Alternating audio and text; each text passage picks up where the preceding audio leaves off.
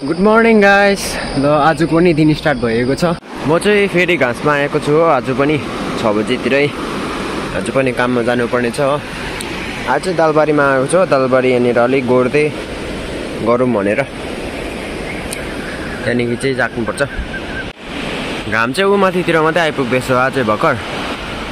यहाँ आइपुग्नु चाहिँ अझै लाग्छ होला 1-1.5 घन्टा। यहाँ चाहिँ हेर्नु सक्नुहुन्छ हामीले हो, घाँस काटेर निकै चिल्लो भइसक्यो। यहाँ चाहिँ नेबारा छ, दामी दामी हो, तर अलिक बादमा मात्रै काट्नुपर्छ यो चाहिँ।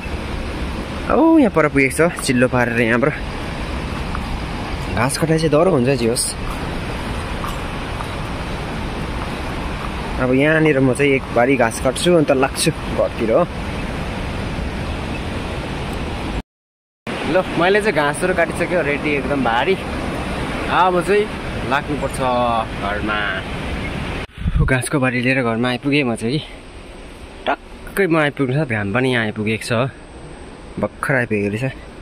यहाँ चाहिँ अम्बक झरेछ। यो अम्बक कम त मजाले खाँदैन भाइ गाईले, यसरी हो। ऐ ल ल ल ल खाइदे ल त खाइदे। यो चाहिँ हाम्रो बिरालो है त ल। म्याउ यता बाई ल गएको हामी चाहिँ लागेको हो अब काममा। टक्कै यहाँ खानासाना बोकेर यहाँ हाम्रो सिरो लडिरहेको छ। अन्त आज चाहिँ घाम त्यस्तै छ हेर्नुहोस् है। अब एउटा बादल देखेको छैन आज पनि।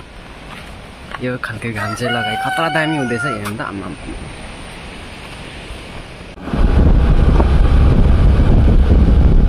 हामी चाहिँ अब यहाँ काम गर्ने जग्गामा आइपुग्यो। यहाँदेखि ओह्रालो जानुपर्छ, बाटो चाहिँ यता छ। यी तल्लो कान्ला हो काम गर्नुपर्ने चाहिँ। टक्कै यहाँदेखि जानुपर्छ ओह्रालो।